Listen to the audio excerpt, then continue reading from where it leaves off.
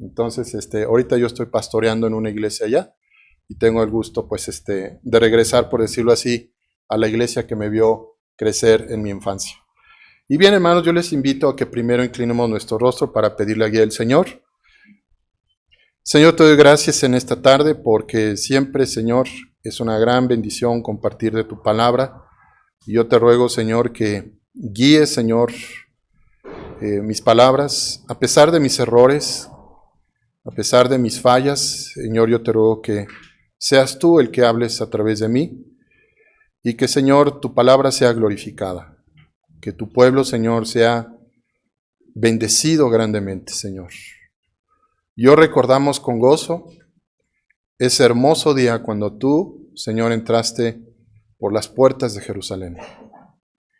Y toda la gente, Señor, corría a adorarte y reconocer la intervención de Dios a favor del pueblo por medio de tu presencia, Señor Jesús. Señor, qué alegría haber visto tu presencia, Señor, haberte visto entrar. Y yo te ruego que esa alegría, Señor, siempre inunde nuestro corazón al pensar siempre en ti. Que esta nunca falte en nuestra vida, Señor Jesús. Y que siempre te busquemos, Señor, con ese gran gozo, con esa alegría. Te recibamos en nuestro corazón y digamos, Hosana en las alturas, bendito el que viene en el nombre del Señor. Gracias, Señor Jesús, en este día. Amén. Bien, hermanos, pues este domingo la meditación está basada en el texto del Evangelio de Mateo, capítulo 21, del 1 al 17. Y esta lectura está compuesta precisamente cuando Jesús manda a dos de sus discípulos a ir a buscar a un animalito de carga a una aldea que estaba ahí cercana. Y ustedes recordarán que Jesús, bueno, pues va entrando hacia la ciudad de Jerusalén y bueno, pues la gente lo va aclamando en su entrada. Tendremos posteriormente Jesús cuando entra a la purificación del templo y echa fuera a aquellos comerciantes que estaban invadiendo los espacios sagrados.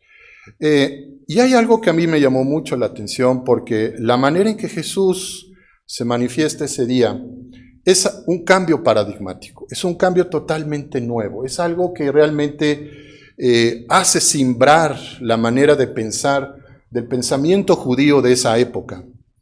Y hay algo muy interesante, hermanos, lo nuevo necesita amigos. Lo viejo está pasando y lo nuevo está llegando. Y es lo que dice el Evangelio de Marcos, capítulo 2, 22. Nadie echa vino nuevo en odres viejos, de otra manera el vino nuevo rompe los odres, y el vino se derrama y los odres se pierden, pero el vino nuevo, en odres nuevos, se ha de echar. Hay algo novedoso precisamente, aún en el ministerio de Jesús, cuando Él estaba cumpliendo, Jesús realmente trae una nueva enseñanza, naturalmente basada en las Escrituras, en los profetas, en la ley, pero también Jesús decía, mi doctrina es del que me envió, es decir, de su Padre Celestial. Y por eso dice la Escritura que Él les enseñaba como quien tiene autoridad y no como los escribas. Las predicaciones de Jesús, el querigma que Él anunciaba, naturalmente sembraba los corazones, tocaba las mentes de esas personas y realmente aprendían algo totalmente nuevo en las enseñanzas de Jesús cuando decía a Él, ve tú y haz lo mismo. Aquí podemos ver en el texto del Evangelio de Mateo, parece ser que Jesús cuando va hacia Jerusalén manda a dos de sus discípulos a una aparentemente simple encomienda. El inminente cumplimiento de la obra salvífica de Cristo pasa por el camino de los pequeños detalles. Dios también se mueve en los pequeños detalles. Una aldea anónima y un pollino formarán parte precisamente de la intervención y de la revelación del Hijo de Dios. Así pues, estos dos elementos de los que estamos mencionando tienen un significado profético. Así es la visión del evangelista con respecto a la interpretación del cumplimiento de la profecía de Zacarías, en cuyo descriptivo contenido va implícito el tiempo y el kairos de Dios, la llegada del manso rey. Y Zacarías menciona en su profecía este rey que es justo y salvador, que es humilde, que viene a Israel, que es para Israel de manera emblemática sobre un animal de carga. El Hijo de Dios empieza a revelar de esta manera en tintes humildes a través de un animal de carga. La profecía de Zacarías, el evangelista, a sus lectores le está diciendo, se está cumpliendo, pues, la escritura aún en estos detalles que pudieran ser quizá para algunos que no son muy significativos, pero para nosotros como creyentes, el cumplimiento de la última letra de la ley de las palabras de Cristo son fundamentales.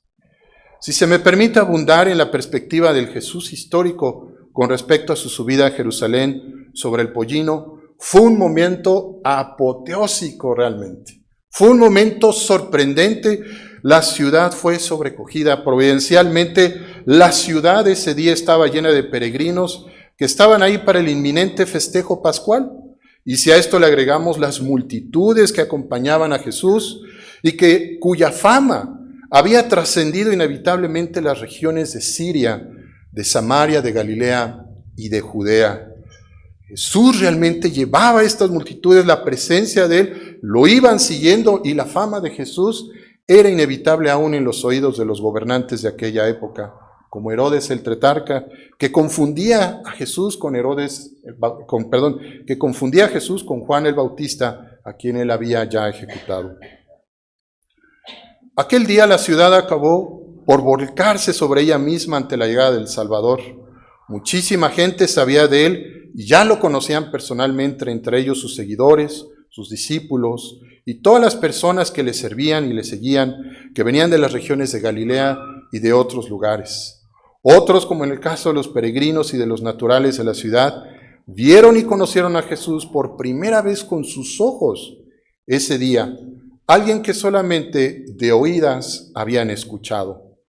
Fue, como mencioné hace rato, un momento sobrecogedor, lleno de la algarabía de un pueblo con una profunda esperanza de la liberación y de la ansiada señal del cielo que aliviaría su pesar, la entrada de Jesús por las puertas de Jerusalén, algo que sin duda nos recuerda el Salmo 24, alzado puertas vuestras cabezas y alzaos vosotras puertas eternas, y entrará el Rey de Gloria. Este resonante triunfo es la coronación de su ministerio. ¿Y qué mejor lugar que Jerusalén? ¿Qué mejor lugar que Jerusalén? Como nos dice también el Salmo, yo me alegré con los que me decían, a la casa de Jehová iremos. Y ese hermoso día donde Jesús empieza a brillar con una luz diáfana, de una manera increíble, porque la gente lo está reconociendo y el Hijo de Dios se está manifestando, se está revelando a las multitudes que le están aclamando. Y es increíble, el mismo Evangelio nos menciona las confesiones de las multitudes, títulos que mencionan y aclamaciones como Hosana en las alturas. Aquella salvación es enviada desde el cielo y Cristo está presente. Se reconoce en Jesús todos los mesianismos conocidos por el pueblo. Es el descendiente de la casa de David, es el ungido por el Señor, el profeta de Nazaret de Galilea. Profeta, naturalmente, uno de los 3 oficios de Cristo Jesús. La gente lo está reconociendo, están viendo realmente cómo brilla Jesús en ese momento apoteósico entrando a la ciudad de Jerusalén.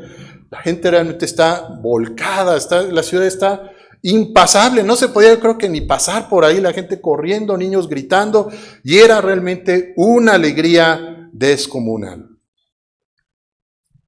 Pero la subida a Jerusalén está incompleta si no está la visita obligada al templo. Y aquí Jesús se va a revelar de una manera muy interesante porque hará una función catártica con respecto al templo. Indignado ante el espectáculo de animales y comerciantes y de las multitudes ocupadas en la compra en los atrios de la casa de su padre, lo impulsan a actuar. La limpieza que él hace al volcar las mesas de los cambistas y echar fuera a los vendedores, liberar a los animales, ponen de manifiesto su intención de la recuperación litúrgica del templo que se había corrompido. Jesús empieza a mostrarse y a manifestarse como el que tiene la autoridad y el poder para poner orden en su casa. Lo nuevo se está estableciendo sobre lo viejo. Su casa ha perdido su sentido original y se ha convertido en una sede del intercambio de divisas y de transacciones, muchas de ellas revestidas de deshonestidad, y en cuyos pasillos se escuchan animales y la gritería de comerciantes y compradores regateando mercancías. La casa de mi padre la habéis convertido en cueva de ladrones. Este acto escandaloso de Jesús, y yo lo entrecomillo escandaloso, porque para muchos pudo haber sido algo que sorprendió y causó realmente el estupor de la manera en que Jesús procedió. Pero es un choque frontal con la estructura religiosa financiera que se había apoderado del corazón de la religión judía, un acto que realmente estaba empujando a la verdadera religiosidad y espiritualidad de lo que representaba el templo. Aquí ahora lo que importa es el poder económico que ha realmente sentado sus bases en la religiosidad del templo. Jesús tiene que realmente intervenir aquí y tiene que cumplir con esta función catártica de hacer la limpieza en su casa. Acto mismo que despertará el miedo y la preocupación de sus adversarios que ya querían destruirlo. No decía uno de los sacerdotes, más vale que muera un hombre a que perezca toda la nación. Y había profetizado que Jesús iba a morir y que con su muerte iba a reunir a todos los congregados y los que estaban en la diáspora de Israel. Las palabras de Jesús manifestarán su autoridad sobre el templo. En sus labios está la verdadera enseñanza profética, como dice la Escritura, y les enseñaba con autoridad. Solamente Él tiene esa autoridad para limpiar su casa. Podemos recordar precisamente que el templo se había corrompido en generaciones anteriores, cuando otros reyes de Israel habían metido imágenes de acera, otros habían puesto otras cosas por acá, otros lo habían corrompido de otra manera, otros tenían los signos del zodiaco en el templo, y Jesús vuelve a intervenir para limpiar su casa. Mi casa, Jesús tiene que poner orden en esa casa. Se tiene que poner orden en esa casa. La esencialidad del templo es netamente litúrgica y debe recuperarse como en un lugar de oración. Mi casa será llamada casa de oración. Poder de Dios. Cristo se revela en el templo. Cristo se manifiesta en el templo. Cristo se está manifestando como el Hijo de David, el profeta realmente, el profeta esperado de Israel, pero ese profeta tiene que hacer la limpieza en su casa. Por ahí se empieza. ¿No está brillando Jesús como el verdadero y único autorizado para administrar el culto de su casa en ese día? ¿Acaso no son las palabras del sabio rey Salomón cuando dedicaba el templo las que reflejaban el original propósito de ese lugar santo cuando decía Salomón: tus ojos, Dios, estén abiertos de noche y de día sobre esta casa, sobre este lugar del cual has dicho, mi nombre estará allí, y que oigas la oración que tu siervo haga en este lugar? Oye pues la oración de tu siervo y de tu pueblo Israel, cuando oren en este lugar, también tú los oirás en el lugar de tu morada, en los cielos. Escucha y perdona. La casa del Señor debe de recobrar su esencialidad litúrgica. Es la casa de oración. Y Cristo es el autorizado para administrar la liturgia que conviene a su casa. La adoración de los niños y de los jóvenes y el vulgo que le acompañaron hasta el templo no hizo más que despertar la indignación de sus opositores. Jesús mismo señala el aspecto litúrgico de quienes le acompañan. Jesús dice: el Padre busca verdaderos adoradores que le adoren ¿qué? En espíritu y en verdad. Está Jesús pues rescatando la esencialidad del templo.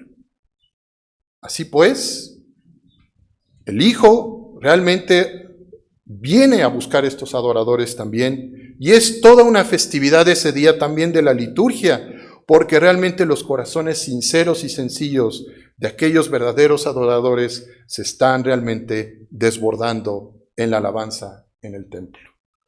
A lo que Jesús también señala el Salmo cuando les responde a sus detractores. Dice, de la boca de los niños y de los que maman, fundaste la fortaleza. Jesús también decía precisamente en el Evangelio de Lucas capítulo 10, dice, yo te alabo, oh Padre, Señor del cielo y de la tierra, porque escondiste estas cosas de los sabios y entendidos y las has revelado a los niños. Sí, Padre, porque así te agradó. La acción catártica de Jesús con respecto al templo se confirma y se complementa en las obras religiosas de Jesús en el templo. Es decir, van los ciegos, entran los cojos para ser sanados. La función del templo se estaba cumpliendo con Jesús. No son los vendedores, no eran las transacciones de divisas. Era realmente la limpieza de su casa y era precisamente que los ciegos y los cojos pudieran ser sanados en la casa del Señor. Jesús realmente está haciendo una función de limpieza, de sanidad, de la fe y de la liturgia de Israel.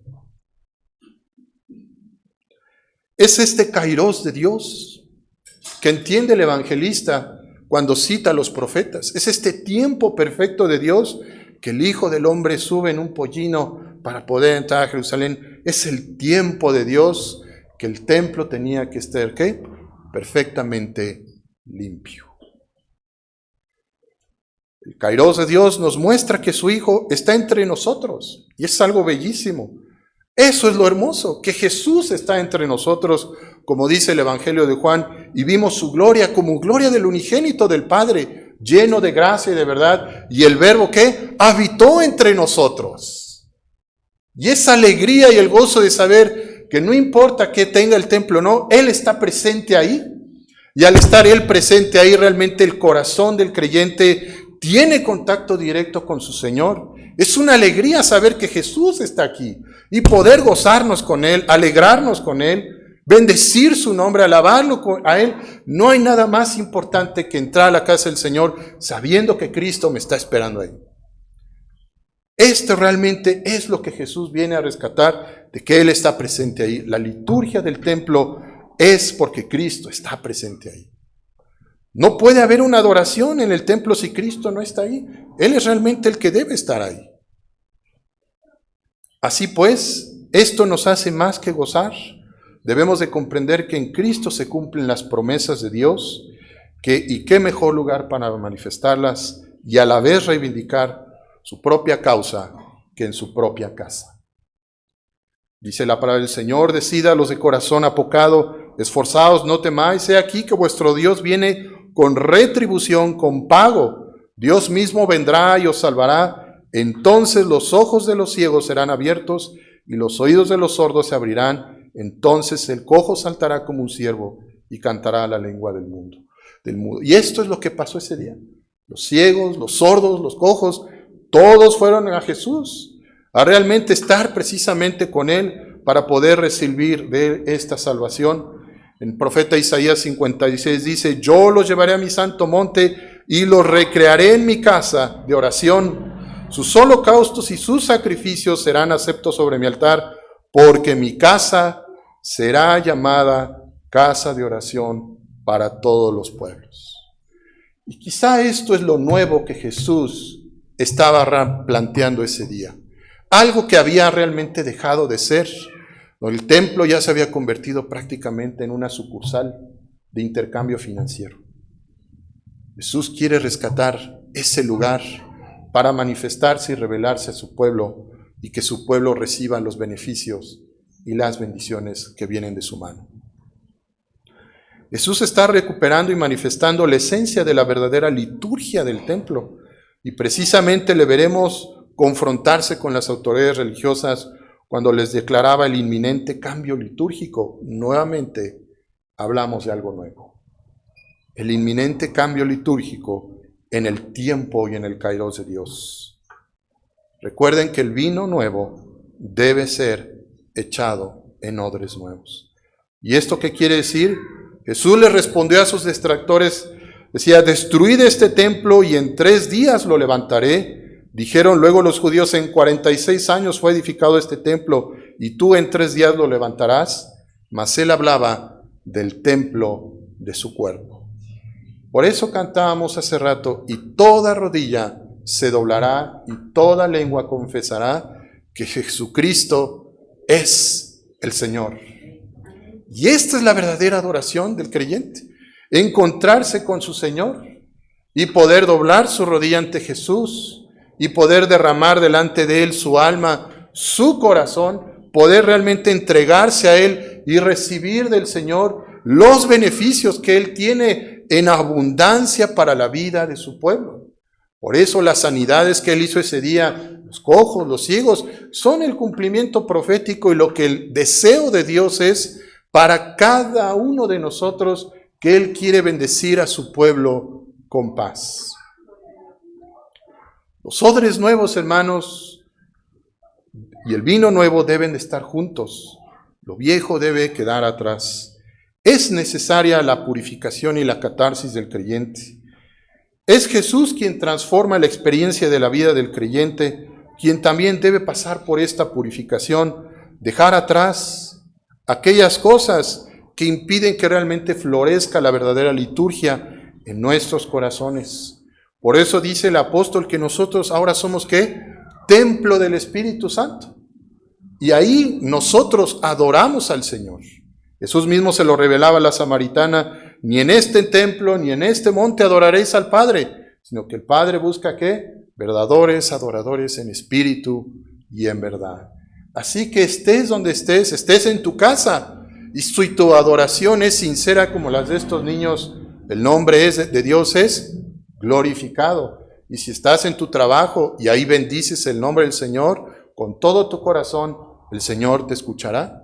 Y si estás en un hospital, y si estás en donde estés, ya sea aquí, ya sea fuera de aquí, la adoración al Señor es en todos lados. Y el Señor Jesús escucha realmente la adoración de aquellos que la hacen con un corazón sincero, verdadero, quienes desean realmente tener contacto con su Señor. La vida cristiana es una constante experiencia litúrgica en Cristo Jesús.